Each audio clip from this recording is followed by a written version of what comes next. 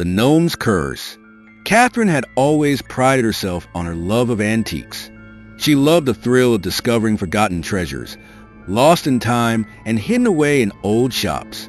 So, when she stumbled across an unusual little shop nestled between two rundown buildings on a quiet street, it felt like fate. The musty scent of old wood dust and something else, something faintly metallic, lingered in the air as she stepped inside.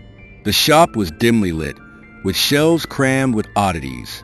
Old books, tarnished silverware, delicate glass figurines. Nothing unusual, except for one item that stood out among the rest. A porcelain garden gnome, standing innocently on a shelf in the back corner, its eyes wide and unblinking. The gnome's face was worn, as if time had tried to erode it, but there was a strange quality to its expression, an almost too knowing smile on its cracked, chipped face. Its pointed red hat seemed to be the only thing that still held its color. Catherine was immediately drawn to it. She'd never seen a gnome quite like this before. Most were gaudy and colorful, cheerful little statues designed to decorate gardens, but this one was different. There was something sinister about it, but despite that unease that prickled at her skin, she couldn't look away. The shopkeeper, a hunched old man with a raspy voice, noticed her gaze. "Ah, I see you found it," he rasped, stepping closer. "That's a special one. Rare, even. You don't find many like it."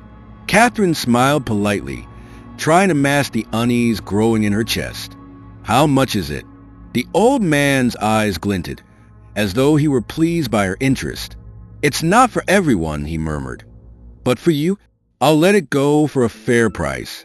$30. Catherine didn't hesitate. The gnome had a strange pull on her, like an irresistible force. She handed over the cash without another word and walked out of the store with the gnome tucked under her arm. Little did she know that her life would never be the same again. That night, after placing the gnome on the windowsill of her living room, Catherine tried to sleep, but the feeling of being watched lingered in the room. The gnome's eyes seemed to follow her wherever she went. Every time she looked at it, its smile appeared just a little wider, a little more unsettling. She shivered but dismissed it as paranoia. After all, it was just a statue. As the hours passed, the house fell silent. Catherine's eyes grew heavy, and she eventually succumbed to sleep. But the night would be far from peaceful. The first incident happened just before dawn. Catherine awoke with a jolt, her body rigid with an inexplicable terror. The room was darker than it should have been, and the air felt thick with a heaviness she couldn't explain. She turned to look at the gnome. It wasn't there. Her heart began to pound in her chest.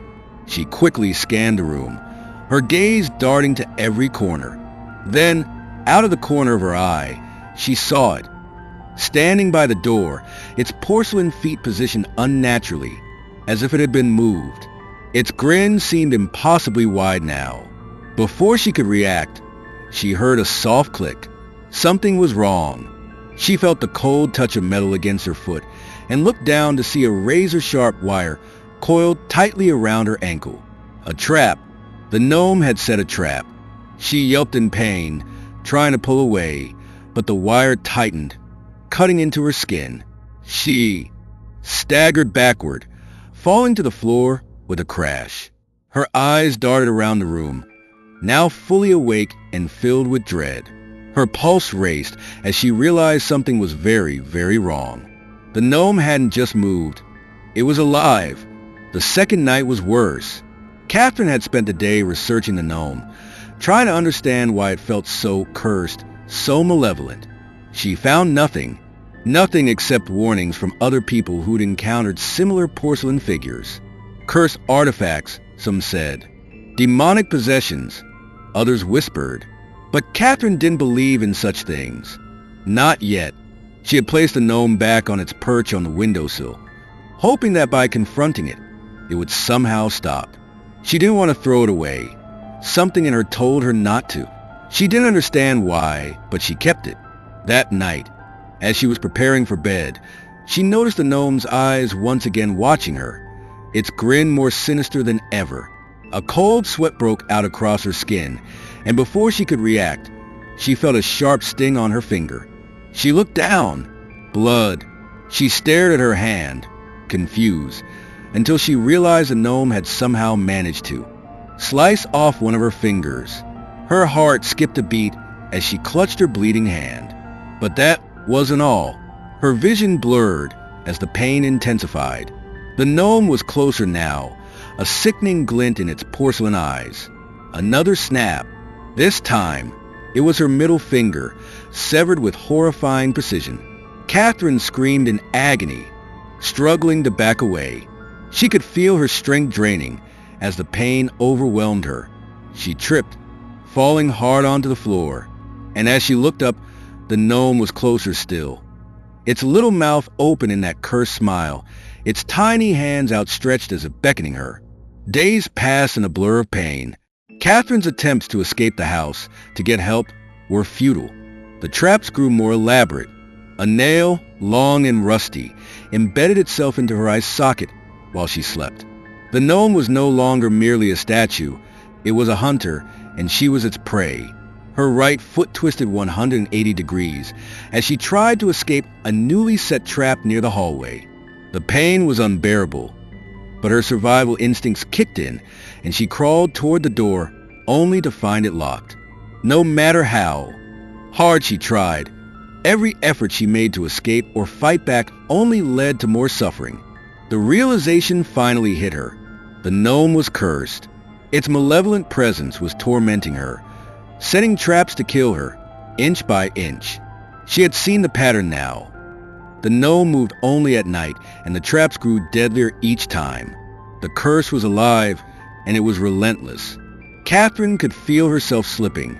The loss of fingers, the injury to her eye, her twisted foot. She was barely holding on. But she had one final idea. She had to confront the gnome head-on.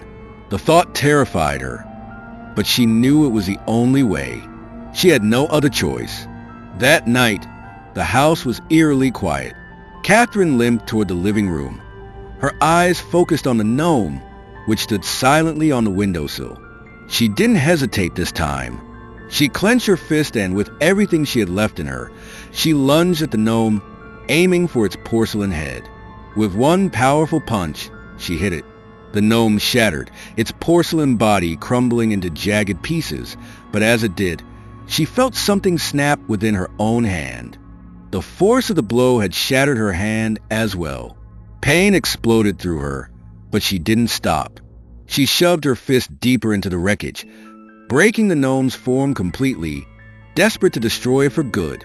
When the final pieces fell to the floor, she collapsed, gasping for breath. The pain in her hand was unbearable. She looked at her broken fist, shards of porcelain embedded into her skin. The curse had been broken, but at a terrible cost. The gnome was gone, but the splinters from the porcelain still remained, cutting into her skin. Even though the threat had ended, Catherine couldn't shake the feeling that the curse would never truly leave her.